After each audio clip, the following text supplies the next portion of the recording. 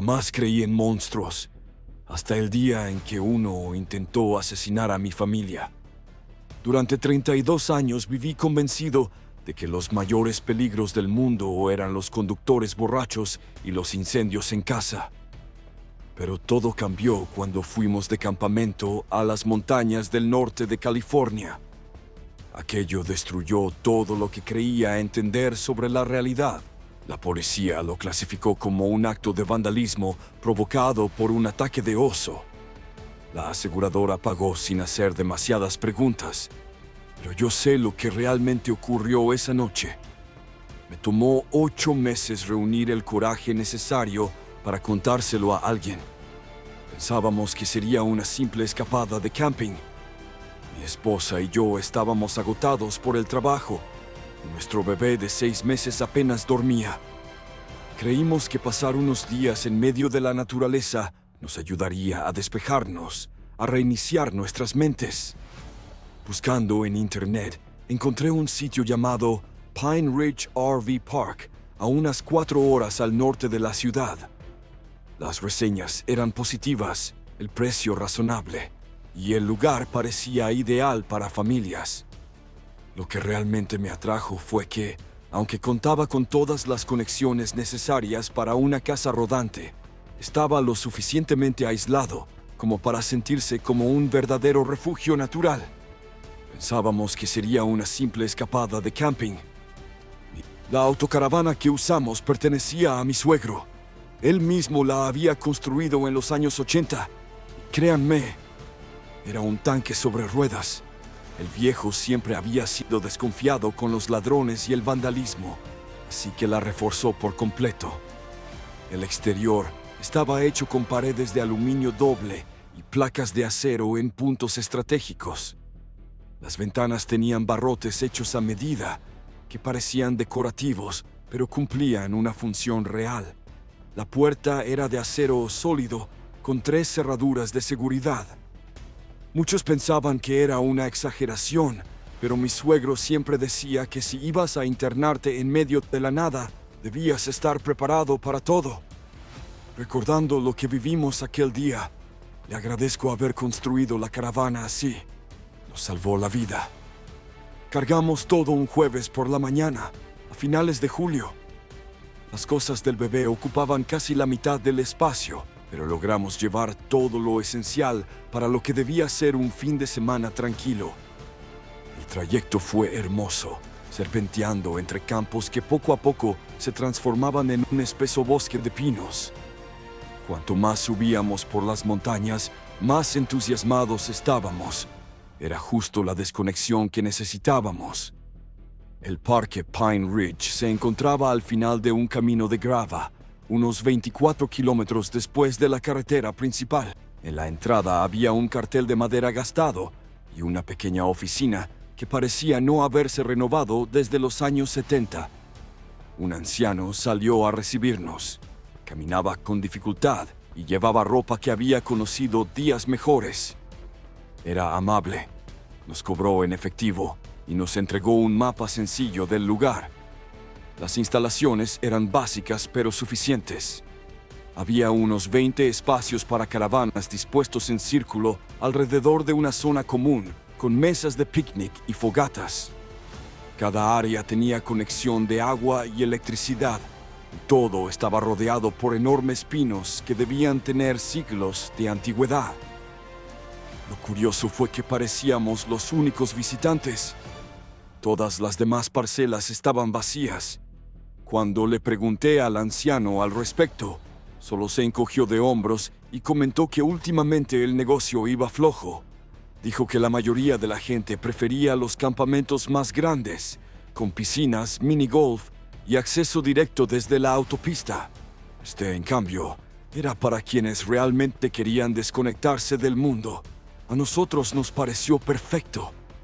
Elegimos un sitio en la parte trasera del campamento, justo donde la zona adaptada se encontraba con el bosque salvaje.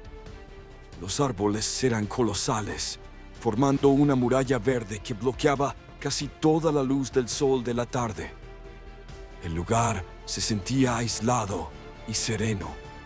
Instalamos la autocaravana y la conectamos a la red eléctrica y al suministro de agua. Todo funcionó sin contratiempos. El primer día fue exactamente como lo habíamos imaginado. La bebé durmió mejor la siesta que en semanas, seguramente por el aire puro de montaña y la ausencia del bullicio citadino. Mi esposa y yo nos turnábamos para explorar mientras el otro se quedaba cuidando al bebé. Cerca de nuestro campamento había senderos bien cuidados que se internaban en el bosque y encontramos un pequeño arroyo a unos 400 metros, donde el agua corría cristalina y fría sobre piedras pulidas.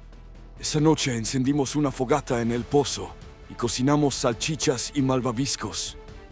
El cielo estrellado era impresionante, con astros más brillantes que cualquiera que hubiéramos visto en la ciudad.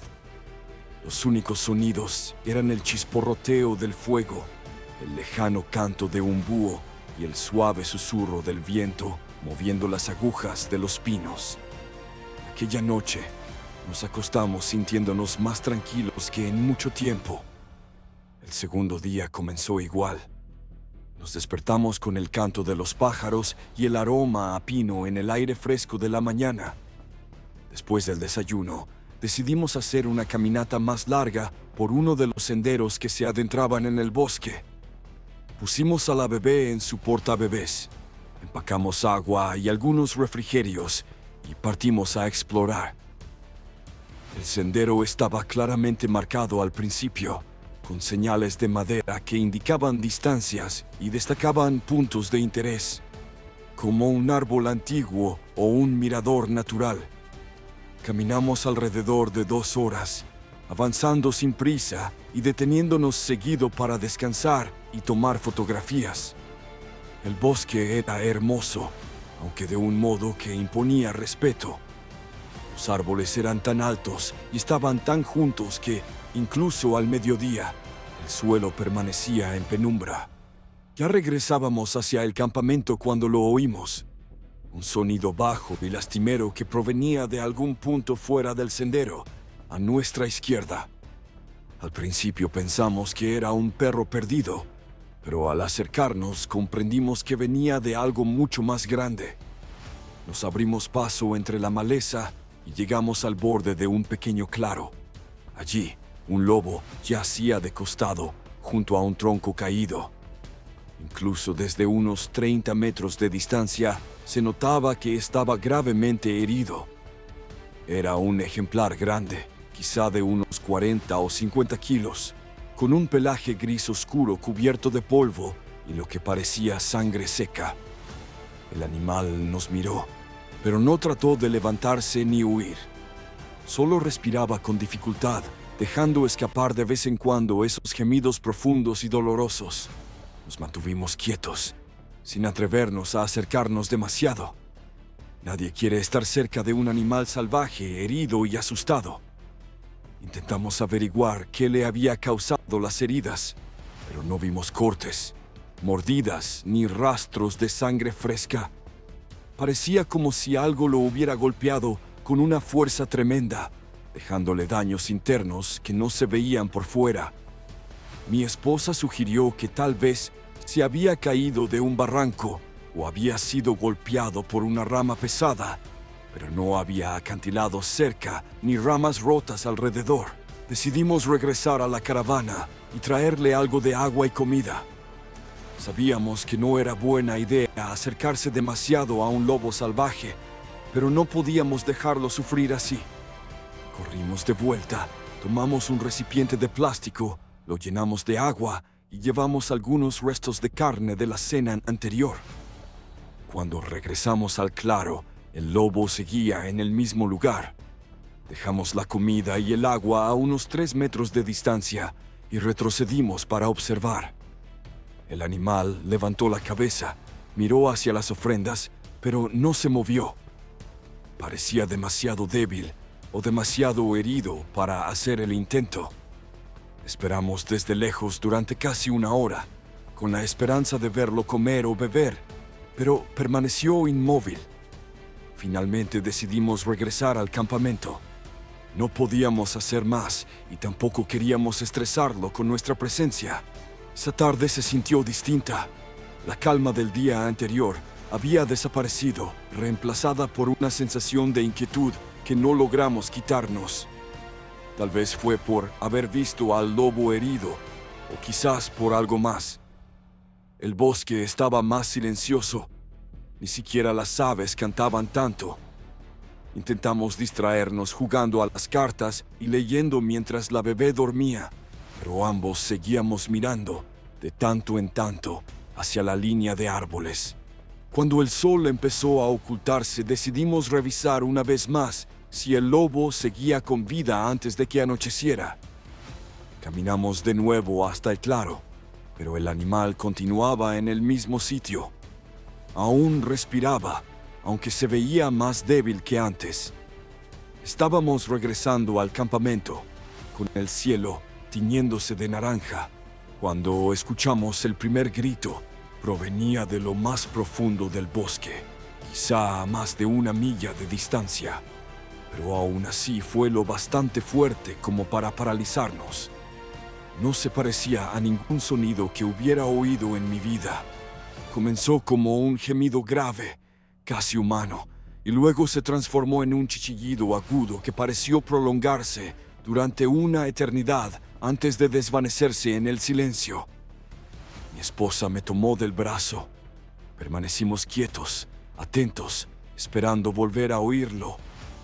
Pero el bosque se había sumido en un silencio total. Ni pájaros, ni insectos, ni el más mínimo movimiento entre las hojas. Hasta el viento parecía haberse detenido. Pasaron unos 5 minutos antes de que el sonido regresara, esta vez más cerca, tal vez a medio kilómetro de distancia. Venía, sin duda, desde la dirección del claro, donde habíamos visto al lobo herido.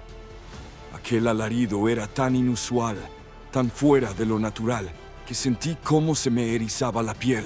Nos apresuramos a volver a la autocaravana, caminando tan rápido como pudimos sin llegar a correr. El bebé se había despertado, inquieto, como si también percibiera nuestra atención. Entramos, cerramos con llave y nos quedamos en silencio, escuchando en la oscuridad creciente. Durante casi 1 hora, los gritos continuaron, apareciendo y desapareciendo de manera intermitente. A veces sonaban lejanos, otras peligrosamente cerca. Era imposible precisar su origen exacto. El eco entre los árboles los hacía rebotar por todas partes, pero daba la sensación de que aquello se movía, dando vueltas por la zona cercana a nuestro campamento. A medida que la noche avanzaba, se sumó otro sonido. Pasos. Eran pisadas pesadas, firmes, que se desplazaban entre la espesura, demasiado fuertes y espaciadas como para ser de un ser humano. Cada paso hacía vibrar ligeramente el suelo, y escuchábamos cómo las ramas se quebraban bajo el peso de lo que fuera que estuviera ahí. Apagamos todas las luces y miramos por las rendijas de las persianas. Los pasos se acercaban, sin duda dirigiéndose hacia nosotros.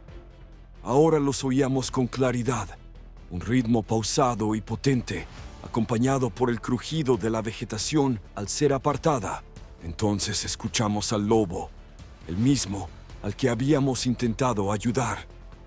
Volvía a gemir, pero esta vez con un tono distinto, cargado de pánico. Desde las ranuras de la ventana, apenas alcanzábamos a ver la orilla del claro donde lo habíamos encontrado. El animal intentaba ponerse de pie, tambaleándose sobre sus patas heridas, completamente aterrorizado. Los pasos se acercaban cada vez más. Cada uno caía con un sonido húmedo sobre la tierra blanda del bosque. Los gemidos del lobo se volvieron frenéticos, desgarradores, hasta que de pronto se detuvieron. Un único golpe seco resonó, como si algo pesado hubiera caído con violencia. Después, silencio absoluto. Nos quedamos quietos, sin movernos, conteniendo la respiración.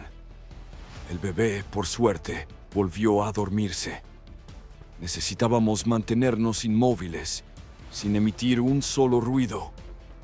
Pasaron unos minutos, aunque se sintieron como horas, y los pasos regresaron. Esta vez se alejaban del claro, avanzando directamente hacia nuestro campamento. Cada pisada parecía retumbar en mi pecho. Podía seguir su recorrido solo por el sonido de los pies aplastando hojas, el crujido ocasional de una rama rota, el roce de algo enorme desplazándose entre los árboles. Hasta que se detuvieron, a escasos 15 metros de nuestra autocaravana. Nos quedamos allí, inmóviles, en la oscuridad total, respirando apenas, esperando, para ver qué vendría después. El silencio en el bosque era tan profundo que podíamos oír los latidos de nuestros propios corazones. De pronto, sin advertencia alguna, algo golpeó con una fuerza brutal el costado de nuestra autocaravana. El vehículo entero se sacudió violentamente, oscilando de un lado a otro. Los platos tintinearon dentro de los armarios y la suspensión chirrió bajo el impacto.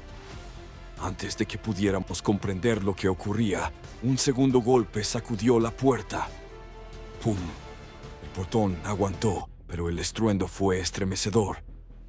Lo que estuviera allá afuera tenía la fuerza suficiente para levantar parte delantera del vehículo con cada embate. La puerta de acero que había instalado mi suegro resistía, aunque podíamos oír el metal quejándose bajo la presión. ¡Bang! ¡Bang! 3 golpes más, cada uno más fuerte que el anterior. El bebé despertó llorando desconsoladamente. Mi esposa la tomó entre brazos, tratando de calmarla mientras el miedo nos recorría el cuerpo. Los dos temíamos que aquel llanto atrajera aún más la atención de lo que fuera que merodeaba afuera. Entonces los golpes cesaron. Permanecimos inmóviles en la oscuridad, atentos a cada sonido. Se oía algo desplazándose alrededor de la caravana, caminando lentamente, inspeccionando. Cada tanto, un leve toque o un roce, como si estuviera probando distintas partes del exterior, buscando un punto débil. De pronto, un nuevo ruido se unió al silencio, un chirrido áspero, un sonido metálico de raspado, como si arrastraran hierro contra cemento. Provenía de la parte trasera del vehículo y avanzaba lentamente hacia el frente. 4 rasguños separados, perfectamente espaciados, cada uno prolongándose varios segundos. Después, silencio otra vez. No dormimos en toda la noche. Nos turnábamos para mantenernos en vela, escuchando cualquier pequeño sonido. Cada crujido entre los árboles nos sobresaltaba. Nos preguntábamos si volvería. Pero las horas transcurrieron sin más incidentes. Cuando empezó a amanecer, comenzamos a convencernos de que, tal vez, aquella cosa ya se había ido. Con los primeros rayos de sol filtrándose por las persianas, decidí salir a ver los daños, pese a las súplicas de mi esposa. Abrí la puerta lentamente y bajé. El aire era frío y el bosque seguía extrañamente callado, sin rastro de pájaros o insectos. Parecía como si toda la fauna hubiera abandonado el lugar. Entonces vi los destrozos. Los 4 sonidos de raspado que habíamos escuchado durante la noche habían sido los neumáticos. Estaban completamente desinflados, con profundos cortes limpios, como hechos con una cuchilla gigantesca. Eran demasiado precisos para ser marcas de garras y demasiado hondos para provenir de una herramienta común. Pero eso no era lo peor. Alrededor de la caravana, en la tierra húmeda, había huellas. Tenían forma humana, pero eran descomunalmente grandes, al menos 45 centímetros de largo y unos 20 de ancho. La profundidad de las marcas indicaba que lo que las había dejado debía pesar varios cientos de kilos. Llamé a mi esposa para que saliera a ver. Ambos observamos en silencio los neumáticos destrozados y las huellas imposibles, intentando pensar qué hacer. No teníamos señal de teléfono, y con las ruedas inutilizadas no podíamos marcharnos. El pueblo más cercano quedaba a más de 20 kilómetros, a pie, a través de un bosque denso, y con un bebé de 6 meses, aquello era impensable. Estábamos discutiendo nuestras opciones cuando escuchamos un leve movimiento en los arbustos. Al principio sonó como un pequeño animal abriéndose paso entre la maleza, pero el sonido creció rápidamente, volviéndose más fuerte, más agresivo. Ramas que se partían, árboles jóvenes que se mecían violentamente mientras algo enorme avanzaba entre ellos. Entonces volvieron los pasos, ese mismo compás pesado y deliberado que habíamos oído la noche anterior. Pero esta vez se acercaban con rapidez. Fuera lo que fuera, estaba corriendo hacia nosotros, y el grito regresó. El mismo chillido desgarrador, inhumano, solo que más alto, más cercano, cargado de pura furia. Era un sonido primitivo, brutal, como nada que hubiera escuchado en mi vida. Retumbó por todo el valle, haciéndonos vibrar los oídos. Corrimos hacia la autocaravana. Mi esposa llegó primero y abrió la puerta con un golpe. Yo la seguí de cerca y ambos nos lanzamos adentro justo cuando la luz del amanecer iluminó lo que venía tras nosotros. Lo vimos. Caminaba erguido como un hombre, pero era monstruosamente grande. Medía al menos 2,5 metros, tal vez más. Sus hombros eran anchos, descomunales, como los de un oso gigante. Todo su cuerpo estaba cubierto por un espeso pelaje castaño oscuro, enmarañado y sucio, que brillaba débilmente bajo la primera luz del día. Sus brazos eran excesivamente largos, casi alcanzándole las rodillas, y sus manos tenían más aspecto de manos humanas sobredimensionadas que de patas o garras. Pero lo que realmente nos heló la sangre fue su rostro. Tenía una forma vagamente humana, pero las proporciones estaban completamente distorsionadas.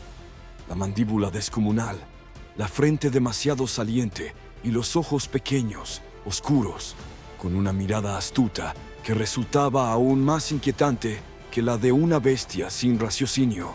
Cerramos la puerta de un golpe y echamos los 3 cerrojos justo cuando la criatura llegó a la caravana. Al golpear de nuevo, todo el vehículo se elevó del suelo. El impacto fue tan violento que las puertas de los armarios se abrieron de par en par y nuestras pertenencias se derramaron por el suelo. El bebé comenzó a chillar, asustado por el estruendo y el balanceo. Mi esposa lo abrazó con fuerza, intentando calmarlo, pero era imposible. La criatura estaba literalmente intentando arrancar nuestro refugio. Bang, bang. Cada embate superaba al anterior. A la luz del día anterior habíamos visto cómo la puerta empezaba a ceder hacia adentro, pese al refuerzo de acero. La estructura que la sostenía mostraba grietas, y pronto comprendimos que nuestra fortaleza no aguantaría mucho más. Fue entonces cuando se me ocurrió un plan. Nuestra autocaravana tenía un detalle que casi nadie conocía. Mi suegro, siempre precavido, había instalado una trampilla en el suelo como vía de escape en caso de incendio. Se abría hacia el espacio bajo el vehículo y permitía arrastrarse a ambos lados sin ser visto desde fuera. Se lo expliqué a mi esposa en voz baja. Yo me quedaría dentro haciendo ruido para mantener la atención de la criatura en la puerta, mientras ella y el bebé escapaban por la trampilla hacia la arboleda al otro lado del campamento. Una vez a salvo entre los árboles, yo intentaría salir del mismo modo.